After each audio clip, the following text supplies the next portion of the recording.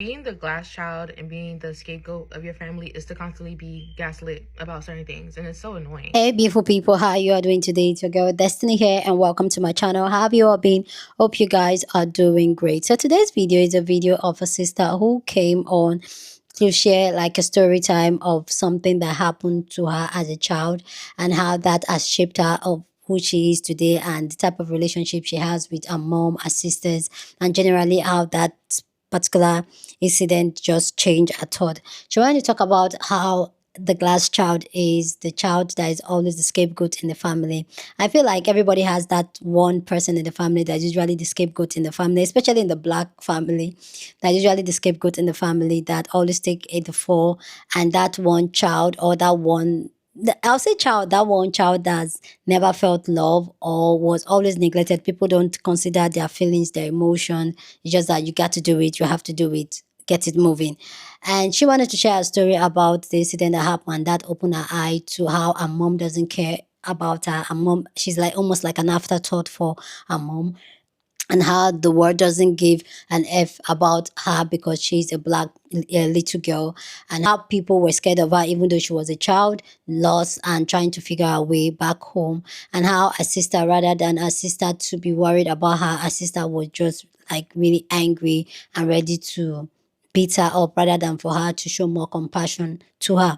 But yeah, I kind of relate to this story, which I'm going to share my own story at the end of this video. But I kind of relate to this story, especially as a first child. And I would say I was the glass child and that scapegoat in my family. So anyway, let's go hear this sister story time and then we'll come back and talk more. I remember bringing this up to a therapist one day and her asking me, like, could this have been a dream? No. And can you not gaslight me? Come on, make up with me as I tell you guys about one of the most traumatic experiences I ever had in my life as a kid. And it's a story that nobody in my family seems to remember for whatever reason. So how it starts is I'm in 5th grade. Mind you, I'm living with my sister, like I said. I'm in 5th grade and I'm about to go to middle school and I need to get some doctors, like some shots for middle school. And my mom has to be the one to get me these shots because technically on paper she is my biological, she's my mother and she's my guardian. So my sister couldn't do it. So she hits my mom up, they arrange a date when it's possible, and then my mom, who doesn't drive, has to arrange to pick me up, and she kind of works in the area that the hospital is in. For those of you who know Miami, it was the Jackson Memorial Hospital, and she worked near that area. So she did it on a day where she could like take me and then go to work directly after. Remember, she wanted to take me and go to work directly after. No plans to take me back home herself. Anyway, the day comes. Now, the day comes and my mom picks me up. And I never really been super close to my mom, especially younger. She didn't really feel super like maternal to me. The child, you just got to think, like, I already don't feel close to my mom. She's the one taking me. But when she picks me up with this man I don't know. And he's like in a red, I think, pickup truck. And it could have been, honestly, I don't remember the color of the car like that, but I remember it being a pickup truck. And she comes and, like I said, I don't recognize this man. And from my kid's mind perspective, I already kind of don't feel close to my mom. I don't know if anybody else does this, but I do my eyebrows with black eyeliner. So anyways. And today I'm using the e.l.f. liquid black eyeliner. It's one of my favorite eyeliners. I've been using it for years. I like how jet black it is. So, but anyways, and I like my eyebrows black. But back to the story. And I'm gonna fast forward this part because the real story takes place after the appointment. So my mom and my sister is in the loop, but I'm not really in the loop of what's going on. I just think my mom is gonna take me to the appointment and take me back home. But after the appointment, my mom tells me, hey, this guy is going to take you back home after the appointment. If you know Jackson Memorial Hospital, then you know, like, at least back in the day how it used to be, there was a bridge where you would catch under the bridge, you would catch the bus. That's where the bus stop was. As a child, I was really familiar with a lot of the bus routes because my sister was, like, again, my main caretaker. She didn't drive, and my mom also didn't drive. So growing up, I caught a lot of public transportation. So at least the routes that were closer to my home, I was kind of familiar with just because of routine. After my mom tells me that this guy is going to be the one taking me home, I instantly feel uncomfortable. I don't want to go in the car with this guy. I don't know if I was just getting bad vibes from him before like when he dropped us off. But the fact that I was gonna have to be with him alone, and my mom was gonna go her own way to go to work, and she wanted me to just trust this person, like, I didn't want to. I just knew I didn't want to get in the car with him. And then when she took me to the bus stop, she left me there. Mind you, at that time, I'm in 5th grade, so I'm probably like 10, 11 years old. Left me at the bus stop, and she said, he's gonna be right here. Like, he's gonna come here and pick you up. And I don't know what it is with Caribbean parents, but they really adultify you really early because they just think you're so much capable. I mean, you are capable, but some stuff they shouldn't be so comfortable with you doing alone, because it's like, I'm 10 years old, bro. Like, anyways, she leaves me by the bus stop, and she gives me $5. She gives me a $5 bill. I remember it because when I had to pay, I had to make an executive decision, because I knew that if I put my $5 inside the bus thing, that, you know, you don't get change. Like, you can get a transfer, but you're not going to get change. You need to come on the bus with the exact change. I don't know how it is now, but that's how it used to be. So I had to sit there at the bus stop and make an executive decision if I truly remember how to get home by myself. And the alternative was sitting there with my $5 and getting in the car with this stranger. So as I'm thinking about it, I kind of don't even have enough time to think. I just have to like bust a move. Real quick, I'm about to use the Hourglass concealer and maple. But anyways, I get there, I'm up next, and then the lady is so confused because she just sees this 10-year-old, which I was really little when I was younger, and she's confused, like, where's your parents? And I just tell her, hey, I need help getting to this address. I live XYZ, and I live da da da. Can you help me get home? And then she's like, where's your mom? And I'm like, oh, my mom, she went to work. She told me to wait at the bus stop.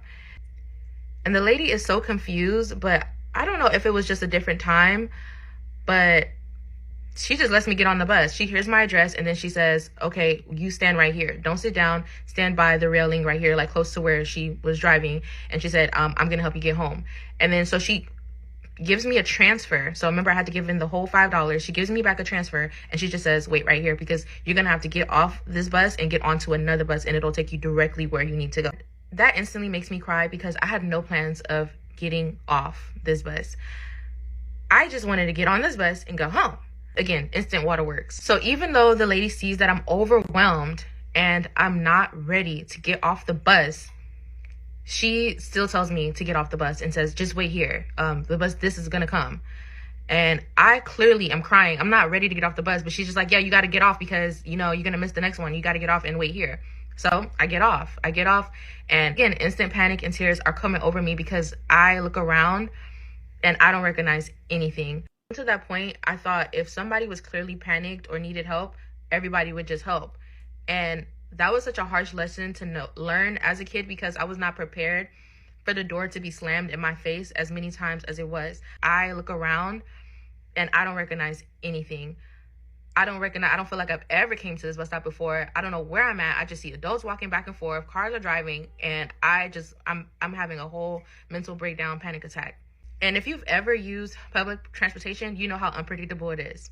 She made it seem like that bus was going to come right after she dropped me off. I think it could have been, honestly, when you're panicked, time slows down. It could have been, honestly, just maybe 30 minutes. But to me, it felt like 2 hours. I never saw that bus. I kept trying to remember the bus number she told me to wait for. It never came. And, oh, one bus did come. I tried to get on it. I told them where I was going, and they told me to get back off because I'm waiting on another. That's not the bus. It's another bus that's supposed to take me. Anyways, after a while, I started to think to myself, I need to do something. I can't live on the streets. I can't be homeless. I need to call somebody. So then I remember that the only person at the time number that I remember was my sister's boyfriend's number at the time. And because we lived together, and then he had a number that like was the same for a long time. So I was like, okay, I need to find a phone. I asked a couple of people on the road. Nobody really wanted to give me their phone. I don't know if they were creeped out because I was a kid. That broke me a little bit as a kid, how unwilling people were to help me. Up until that point, I thought if somebody was clearly panicked or needed help, everybody would just help. And that was such a harsh lesson to learn as a kid, because I was not prepared for the door to be slammed in my face as many times as it was. The area that I was in, it was a mostly Hispanic area, where the bus had dropped me off, because I remember knocking on the doors and these Spanish people opening the doors, seeing this little black girl in like complete distraught tears.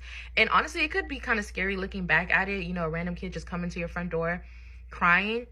But I remember that maybe I knocked on every door on that block, and every door told me no. It wasn't until maybe the second to last door someone told me yes, but they were so scared. Gave me the phone. It was a house phone. They handed it to me. I put in the number. I called my sister's boyfriend like 2 times, and he didn't answer. So the lady was like, yep, that's all I can do, and she took back her phone. I wish I could go back and hug myself, because that was like honestly so traumatic for me. And at the time, seeing how people looked at me, even then I knew that they were adultifying me because I was a little black girl. I could tell they just didn't have as much sympathy for me as if I was a little white girl coming and knocking on their door asking for help. They literally treated me like they were more scared of me than I was of them. And looking back, it still hurts my feelings. So after I realized nobody is going to come and help me, something came over me, and I honestly feel like it was God. I went back to the main road and I just looked around. I looked left, I looked right, and I realized actually I did know where I was. I was so panicked before that I didn't realize that I actually did know where I was. And it's crazy how I knew where I was, because my bus took this route to drop off the kids. And all I would have to do is remember how to go back and reverse, because it took this route to go to school. It never took this route going back home. Like, it never took me this route going back home. But in order for me to remember how to get home, all I would have to remember is reverse engineer the route that my bus driver took me to school and do it backwards. And it was a long walk. That walk probably took me an hour. Now I'm going to use the Patrick Taz blush duo, and She's Wanted. When I got home, I was like nervous to get in the house because I don't know what had happened all this time. Like, I don't know where they thought I was. Like, I'm pretty sure the guy had already told them like he didn't see me at the bus stop. Honestly, I just told myself whatever it was waiting for me, I was just happy that I was home. Like, nothing they could do would make me not be happy that I made it home. Like, when I got home, my sister was so pissed. She was pissed. She was so pissed she wanted to beat me. She already had tried to call the police and tell them that I was missing, but obviously you can't report a child missing before the 48 hours, I think. So she just was like going crazy, spiraling, and her first instinct when I got home, she saw me, was not to be like, oh, I'm so happy you're okay. She just was like, where are you? Like, interrogating me, not knowing all I had been through that day. And she wanted to beat me. And the only person that stopped her, and thank God for him, because he was very passive for most of my childhood when it came to her disciplining me, the only person that stopped her was her boyfriend. And he stopped her because he was like, honestly, this is a miracle. Like, the fact that she was able to find her way home, he was trying to insert logic into the situation. He was like, it might be a reason why she didn't want to go in the car with that man. Like, you never know. Like, he was impressed. He was thoroughly impressed with the fact that I was able to find my way home. I'm about to contour with this palette, and I'm so sad because the other day I was like, you know what, let me buy a couple more of these because it's my favorite contour palette, just to realize they don't even sell it anymore. So I'm gonna start using this more sparingly. But it's the Morphe contour palette, I think in the darkest or the second to darkest. I tried to tell them how people like slammed the door on my face, or like there was one person who I could see them looking at me through the blinds, but they didn't want to open the door for me. They just wanted me off their porch.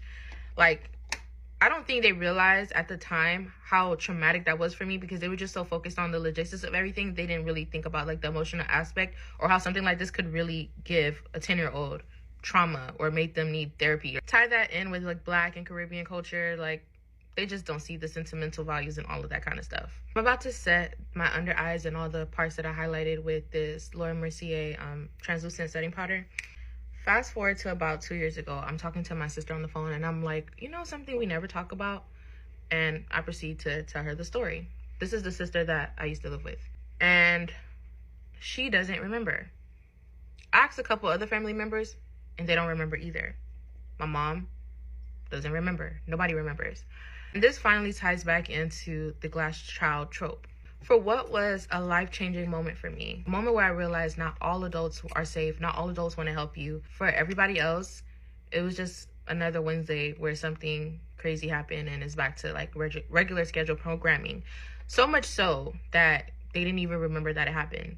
Being the glass child and being the scapegoat of your family is to constantly be gaslit about certain things, and it's so annoying. But as I get older, it's kind of like easier for me to deal with.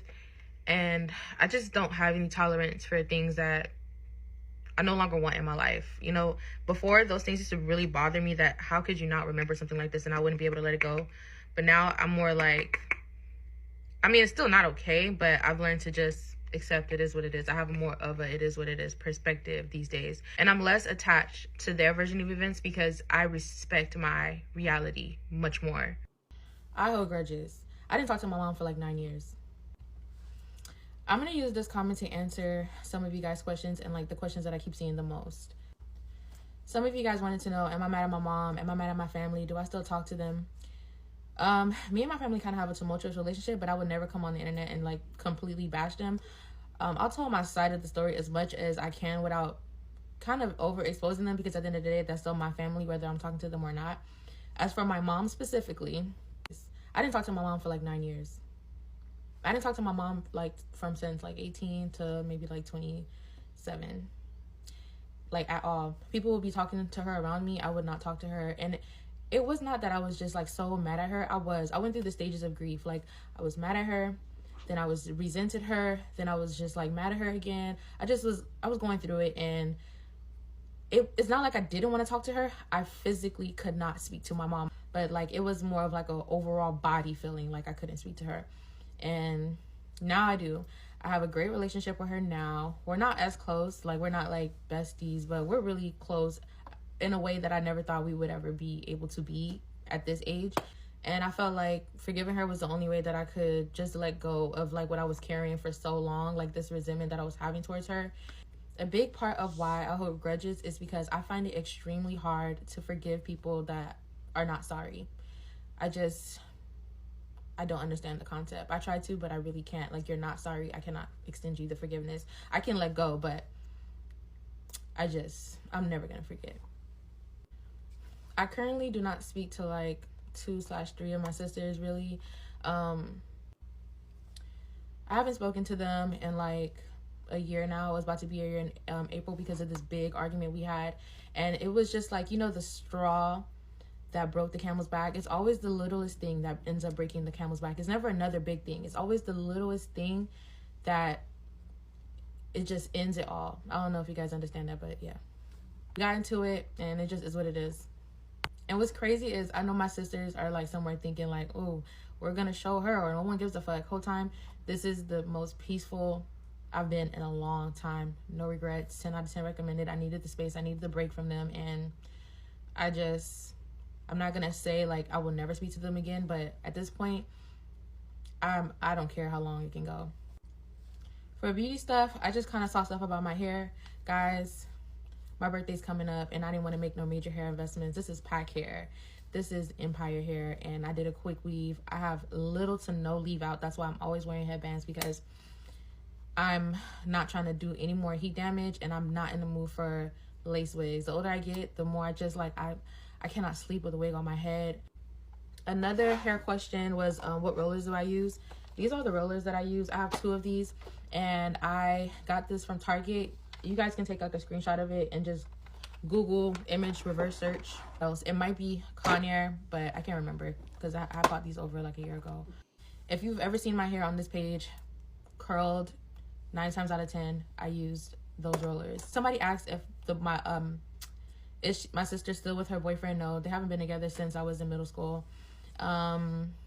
Does he remember? I really don't give a fuck if he remembers at this point. At this point, I remember. Where me and my sisters are right now is they're tired of hearing my sad stories, and I'm tired of waiting for an apology that I'm never gonna get, a sincere one that I'm never gonna really get.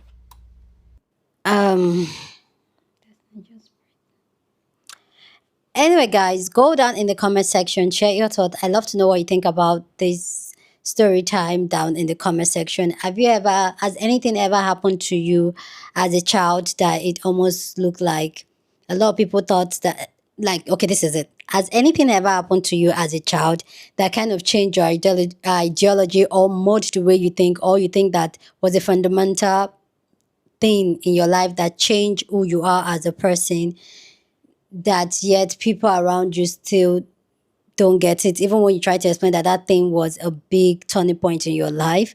Please go down in the comment section and share your thoughts. Love to know what you think about this conversation down in the comment section. But as always, please keep it respectful. Here on this channel, we're allowed to disagree, but we do it in a very respectful way. So feel free, go ahead, share your thoughts, okay? So for me, like, I kind of understand where she's coming from, especially as the glass child, as they call it, the scapegoat of the family. Which growing up as a child, that was me. I'm the first daughter of the house, and everything that goes on in the house, anything that goes right, goes wrong, is all my fault. So even when my younger ones do things, it's all my fault. And also, I was in that place where I felt like nobody really cares, like nobody will go an extra mile for me in my family. Like nobody is, when I'm talking about my family, I'm talking my immediate family, like my mom, my dad, my siblings. Yeah, okay, but they were young. I was the older one, so I'm like the one taking care of them. So there's really nothing, the little or nothing they can do. But I've always felt like my my need, my attention has always been pushed to the side. Nobody cares what happened to me. They just feel like I can take care of myself. And even to date, I feel like that still happens, that nobody will check up on me and say like, how are you? How are you really doing? It's just like automatically everybody in my family usually feel like she's fine, she'll be fine, she can take care of herself. And I remember going through some certain things in my life where I found that like I came to that realization that nobody cares for me, nobody's coming for me, nobody will look out for me. When I got to that realization, different little things happened, just like this lady, that made me to get to that conclusion that I like, you know what, nobody give a fuck about you, girl. And that has shaped my mindset on how I see things and how I see people and how I cling on to people. And because of that, I really don't let people in easily. But when I do, I hold on tight to you. Like it's almost like you're the air I breathe. And a lot of the time they don't understand sometimes some lash, like when I have like some I have some lash out and all that. Usually it's usually back to my trauma and all that. I remember when I was having, myself and my mom were having this discussion, trying to really heal the heal process. Like this lady said, myself and my mom, honestly, the relationship we have now, as a child, I never thought that we ever had that type of relationship ever. And I remember when I were having that conversation, and I asked her like, you never care for me, you never take care of me, my issues was never a thing for you. I remember I used to make this joke to her. I said, there are some of your kids you gave birth to with your VV, why there are some of us that you just you know, just like you just throw a spat out of your mouth. So those of us, which is me, that you didn't come out from your VV, things that concerns me does not bother you. I remember I used to really tell throw that joke to my mom. So I remember when we were having this conversation, trying to like our healing process, and I asked her like, you never care for me, you never, like, I was not a priority for you and all that. And my mom said, on, and she said this, and she said on the get-go as me, that growing up I've always been that adult, like I've always been very independent, and she was very happy that our first child was that independent and all that. And for me, I feel like this also boils down to that adultification of a black child, especially the first daughter in a household. So she said she has never ever have to worry about me, but she has always has to worry about my younger ones, and that's why she didn't feel the need that she has to put so much energy on me or our relationship. Rather, she poured it into our other one. And I made her understand that. Does she understand how that feels like neglect to me, where I feel like I was not loved, I was not taken care of, and I wasn't given the attention I felt like I needed as a child. And she kind of understand where I was coming from. There are a lot of anger and pain that I felt as a child, and I felt like I wasn't loved, I wasn't liked. And it really took me a long time to get to that place where I made peace with it. Like, she did the best that she can do. My dad was always out for work and all that, so it always just going to be her. And there's so much she can do. She had 6 children, so there's so much she can do. I can only help her to raise the other one. So yeah, I kind of understand where she's coming from and the back story of that, where that is. And also I know that there are lots of story that I might bring up. My mom has good memories of things, but I know there are some stories or some things I'll point out now and my mom will say that never happened. I don't think that really happened, but that's just the reality of things. But anyway, guys, let me know what you think about this story, this conversation about the glass child or the scapegoat child not being cared for by the family, or nobody really cares. They just want you to figure things out even though you're a child. Anyway, guys, go on and share this video with somebody that you want to be part of the conversation, because you know how we do it. We have banging conversation. Don't forget to give this video a thumbs up, smash the like button, because this helps YouTube to push out my content for more people to see, and that'll be supporting this channel in this career. So go on and do that. Subscribe if you haven't, and I'll see you guys in my next video. Deuces.